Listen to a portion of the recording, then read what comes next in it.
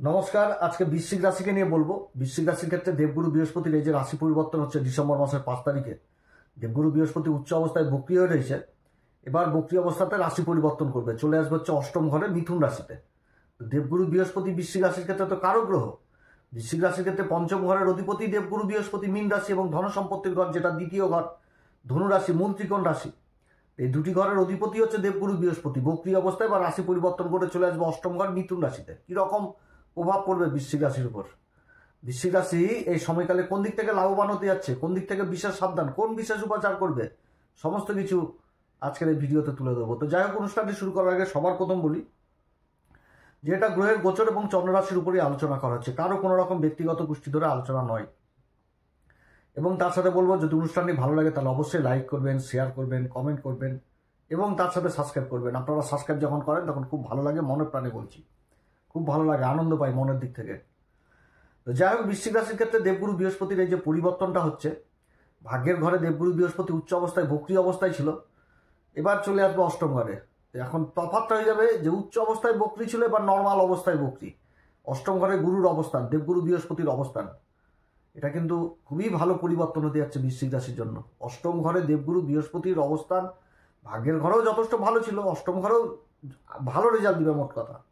তো কোন দিক থেকে লাভ দিবে সব কিছু আজকে তুলে ধরবো, কোন দিকে বিশেষভাবে সজাগ থাকতে হবে। তো দেবগুরু বৃহস্পতি অষ্টম ঘরে অবস্থান করবে। দেবগুরু বৃহস্পতি নিজের নক্ষত্র পুনর্বসু নক্ষত্রেই এই ঘরে বক্রী অবস্থায় থাকছে। তো গ্রহ যখন নিজের নক্ষত্রে থাকে এমনিতেই তো বলবান অবস্থায় থাকে। আর দেবগুরু বৃহস্পতি মানে তো চারিদিক থেকে উন্নতি। আমাদের জ্যোতিষশাস্ত্র দেবগুরু বৃহস্পতি এবং শুক্রকে বলছে, শুক্রদেবী হচ্ছে আচার্যের ভূমিকা পালন করে আমাদের জ্যোতিষশাস্ত্রে। সব থেকে শুভ গ্রহ দেবগুরু বৃহস্পতি, তারপর হচ্ছে শুক্রদেব। তো দেবগুরু বৃহস্পতি নিজের নক্ষত্রে বক্রী হচ্ছে, পুনর্বসু নক্ষত্র। পুনর্বসু নক্ষত্র সম্পর্কে বিগত দিনে বহু কিছু আলোচনা করেছি। পুনর্বসু নক্ষত্র হচ্ছে অধিপতি দেবতা হচ্ছে অদিতিমা, সূর্যদেবের মাতা। এবং এই নক্ষত্রের যে সিম্বল সেটা হচ্ছে ধনুষবাণ, যে ধনুষবাণ আমাদের পরম প্রেমময় প্রভু শ্রীরামচন্দ্রের কাঁধে। তো এই নক্ষত্র থেকে সূর্যবংশ, সূর্যদেবের মাতা সূর্যবংশ, এই জিনিসটা উঠে আসছে। এবং এই যে ধনুষবাণ, এইখান থেকে অনেক কিছু জীবনে উঠে আসে, যেরকম কর্তব্য উঠে আসে, দায়িত্ব উঠে আসে, শালীনতা, ভদ্রতা, একাগ্রতা, এগুলো সমস্ত কিছু উঠে আসে এই এই পুনর্বসু নক্ষত্র থেকে। প্রচণ্ড ধৈর্যশীল এবং কর্মক্ষেত্রে মানে এক কথায় বলতে গেলে সাকসেস নক্ষত্র। এটা খুবই ভালো নক্ষত্র, কারণ এই নক্ষত্র সম্পর্কে আমাদের জ্যোতিষশাস্ত্র বলছে যে যে বাণটা নিক্ষেপ করা হবে সেই বাণ নিজের কর্মকে করে আবার পুনরায় সেই জায়গাতে ফিরে আসা, অর্থাৎ নিজের জীবনে যা যা মানে হারিয়ে যাওয়া সেই জিনিসগুলোকে আবার প্রাপ্তি হয়ে যাওয়া। এতটাই শুভ নক্ষত্র যে পুনরায় শুভ্রতা, ধনসম্পত্তি, মান সম্মান, যশ খ্যাতি প্রাপ্তি করা জীবনে। তো এই জিনিসটা কিন্তু বুঝাচ্ছে। তো অষ্টম ঘরে দেবগুরু বৃহস্পতির এই অবস্থান অনেক দিক থেকে চমক দিবে বৃশ্চিক রাশির ক্ষেত্রে। অষ্টম ঘরে দেবগুরু বৃহস্পতি এই যে অবস্থান করছে পুনর্বসু নক্ষত্রে, পঞ্চম দৃষ্টি থাকবে রাশির দ্বাদশ ঘর তুলা রাশিতে, শনির মূল ত্রিকোণ রাশি, শনির উচ্চ রাশিতে দৃষ্টি থাকবে। সেরকম সপ্তম দৃষ্টি থাকবে নিজের মূল ত্রিকোণ রাশি ধনু রাশি, যেটা দ্বিতীয় ঘর। সেরকম আবার নবম দৃষ্টি থাকবে শুক্রের ঘর, যেটা হচ্ছে শনির আবার মূল ত্রিকোণ রাশি কুম্ভ রাশিতে দৃষ্টি থাকবে, যেখানটাতে রাহু অবস্থান করছে শতবিশা নক্ষত্রে। অর্থাৎ রাহুর উপর কিন্তু দেবগুরু বৃহস্পতি দৃষ্টি থাকছে। অপরদিকে আবার শনিও মার্গী অবস্থায় পূর্বাভাদ্রপদ নক্ষত্রে অবস্থান করছে পঞ্চম ঘরে দেবগুরু বৃহস্পতির নক্ষত্রে এবং দেবগুরু বৃহস্পতির রাশিতে। এবং দেবগুরু বৃহস্পতির রাশিতে অবস্থান করে দেবগুরুর মূল ত্রিকোণ রাশি ধনু রাশির উপর দশম দৃষ্টি থাকবে। অর্থাৎ এই সময়কালে গ্রহদের সাপোর্টও পাচ্ছে বৃশ্চিক রাশি, চরম সাপোর্ট পাচ্ছে। কারণ গুরু রাজ্যে শনি আর রাহু চলে আসছে। আর রাহুকে বলা হয় শনিবদ রাহু, শনির সমান ফল দিয়ে দিবে। তো শনির এখন বলে বৃদ্ধি করবে রাহু, চতুর্থ ঘরে বসে নিজেও বলবান হবে, তার সাথে শনির বলও বৃদ্ধি করবে। আর শনি তো দেবগুরু বৃহস্পতি নক্ষত্র অবস্থান করছে, আর শনির দৃষ্টিও থাকছে আবার দেবগুরু বৃহস্পতির মূল ত্রিকোণ রাশি ধনু রাশির উপর। অর্থাৎ শনি রাহু যথেষ্ট প্রভাব ভালো দিবে এই সময়কালে। এই সময়কালে যথেষ্ট ভালো ফল দিবে দেবগুরু বৃহস্পতির এই অবস্থানে। দেবগুরু বৃহস্পতি বক্রী হচ্ছে অষ্টম ঘরে। অষ্টম ঘর কি? অষ্টম ঘরটা আধ্যাত্মিক জগৎ, বিশাল বড় একটা আধ্যাত্মিক জগৎ এই অষ্টম ঘর। অর্থাৎ দেবগুরু বৃহস্পতি মানে কি? ধর্ম। দেবগুরু বৃহস্পতি মানে কি? মায়া, মমতা, পর উপকারিতা। অন্ধকারকে আলো করে দেবগুরু বৃহস্পতির জ্ঞানী, অর্থাৎ অজ্ঞানতার অন্ধকার দূর করবে দেবগুরু বৃহস্পতির জ্ঞানের আলোয়। এই অষ্টম ঘর গভীর বিদ্যা, গভীর জ্ঞান, রিসার্চ জাতীয় বিদ্যা সমস্ত কিছু উঠে আসছে এই সময়কালে। যেরকম শিক্ষার দিক থেকে উন্নতি হবে বৃশ্চিক রাশি, সেরকম নিজের কর্মক্ষেত্রে উন্নতি হবে, চারিদিক থেকে উন্নতি। যে কোনো কাজ যেই কর্ম করুক সেই কর্মে উন্নতি থাকছে এই সময়কালে। তবে শিক্ষার ব্যাপারে যদি একটু একাগ্রতা নিয়ে পড়াশোনা করে তাহলে চরম উন্নতি দেখতে পাবে এই বৃশ্চিক রাশি শিক্ষার দিক থেকে। কারণ শনি কিন্তু অবস্থান করছে দেবগুরু বৃহস্পতির নক্ষত্রে পঞ্চম ঘরে। আর দেবগুরু বৃহস্পতি মানেই জ্ঞানের ছোঁয়া, দেবগুরু বৃহস্পতি মানেই পর উপকারিতা, মায়া, মমতা সমস্ত কিছু জড়িয়ে থাকে। আর শনি সেই নক্ষত্রে অবস্থান করছে এবং দেবগুরু বৃহস্পতির রাশিতে অবস্থান করছে পঞ্চম ঘরে। চারিদিক থেকে একটা উন্নতির সময় বৃশ্চিক রাশির, খুবই ভালো সময়। তবে যে সবার ক্ষেত্রে সমান হবে সেটাও না।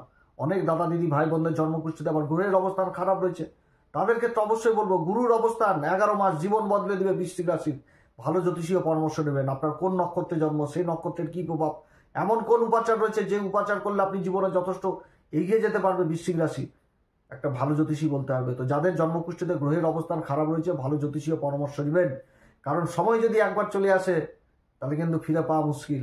গুরুর অবস্থান যথেষ্ট ভালো, গুরু এই সময়কালে বকরি কিন্তু অতিচারী ভূমিকায় রয়েছে দেবগুরু বৃহস্পতি।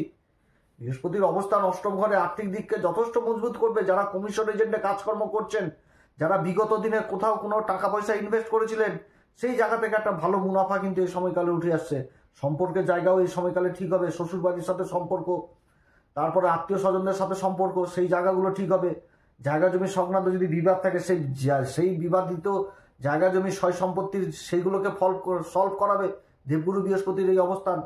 সরকারি বেসরকারি যারা কর্মচারী তাদের কর্মসূত্রে বিদেশ যাত্রা হবে, ইম্পোর্ট এক্সপোর্টের কাজের সাথে যারা যুক্ত সেই কাজগুলো হবে, বিদেশ সংক্রান্ত কাজের সাথে যারা যুক্ত সেই কাজগুলো হবে, যারা বিদেশি কোম্পানিতে কাজকর্ম করছেন সেই কাজগুলো হবে, যারা কোনো বিদেশি প্রজেক্টের অপেক্ষায় রয়েছেন সেই কাজগুলো হবে।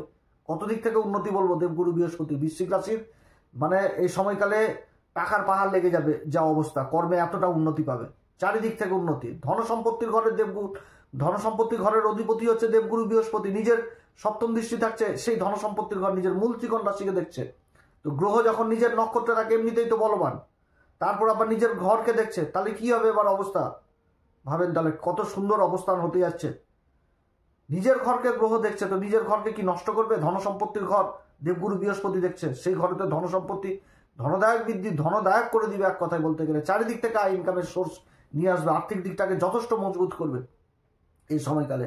যারা কথাবাচক হিসাবে কাজ করছেন, যারা অ্যাডভাইজার হিসাবে কাজ করছেন, চার্টার্ড অ্যাকাউন্টেন্ট, ওকালতি করছেন, আধিকারিক পোস্টে রয়েছেন, কথাবাচক হিসাবে, তারপর মিডিয়া ক্ষেত্রে যারা যুক্ত রয়েছেন, মার্কেটিং ফিল্ডে যারা যুক্ত রয়েছেন, খুবই উন্নতি। ট্রেনার হিসাবে যারা কাজ করছেন, সমাজকে শিক্ষাদান দিচ্ছেন, চরম উন্নতি। যারা কোচিং সেন্টারের সাথে যুক্ত রয়েছেন সেই দিক থেকে উন্নতি। সন্তান যে কর্ম করবে সেই কর্মে উন্নতি। পিতামাতাদের সন্তানের প্রতি যে একটা দুশ্চিন্তা, সেই দুশ্চিন্তা মুক্ত হবে। এবং এই সময়কালে বহু বৃশ্চিক রাশির জীবনে এই পরিবর্তনটা আবার লক্ষ্য করা যাবে। যারা নিজেদের চাপা যন্ত্রণা, মনের ভিতরে কষ্ট, যে মনের ভিতরে কোনো স্বপ্ন, সেই যে স্বপ্ন দীর্ঘদিন ধরে পূরণ করতে পারেনি, সেই স্বপ্নকে পূরণ করাবে দেবগুরু বৃহস্পতি অষ্টম ঘরে।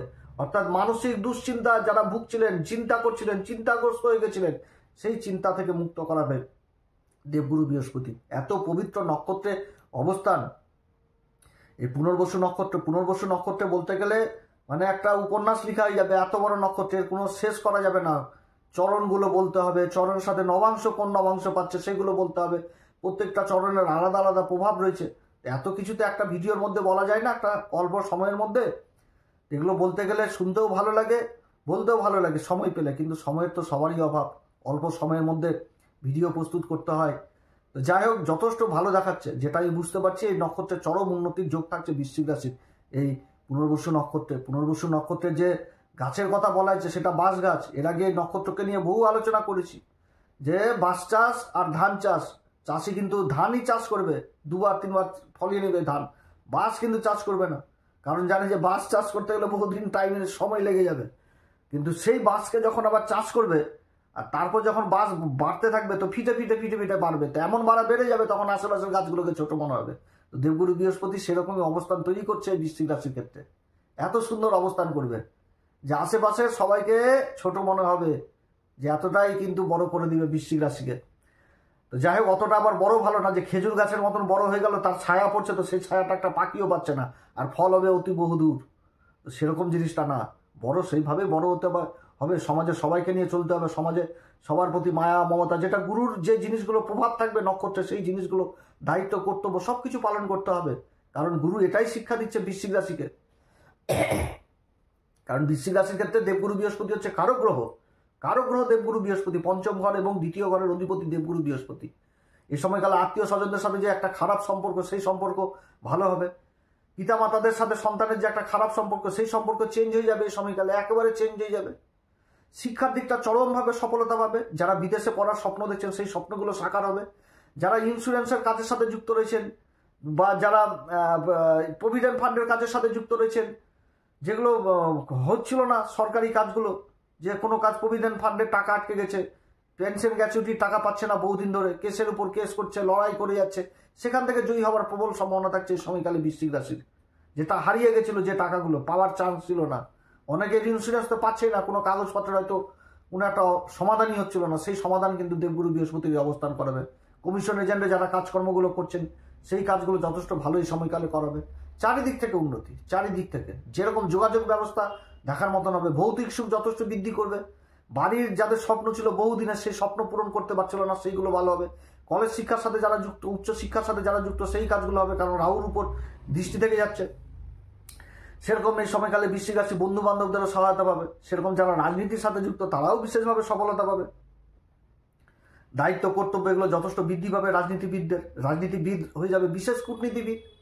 কর্মক্ষেত্রে মান সম্মান যশ খ্যাতি সমস্ত কিছু লাভ করবে। ব্যবসায়িক যারা ব্যবসা করছেন তাদের দিক থেকে যথেষ্ট উন্নতি, আমদানিতে যথেষ্ট বৃদ্ধি পাবে। গুরু সম্পর্কিত ব্যবসা যেরকম হচ্ছে সোনার ব্যবসা, কাঁসা লোহা, কাঁসা পিতল তামা ব্রোঞ্জ, এগুলোর ব্যবসার সাথে যারা যুক্ত রয়েছেন অনেক উন্নতি করতে পারবে এই সময়কালে। বহু দিক থেকে উন্নতি এই বৃশ্চিক রাশির হতে যাচ্ছে। শুধু একটি দিক থেকে সাবধান বৃশ্চিক রাশি, কারণ বৃশ্চিক রাশির চতুর্থ ঘরে রাহু অবস্থান করছে, কিছু না কিছু নেগেটিভ প্রভাব দিবে।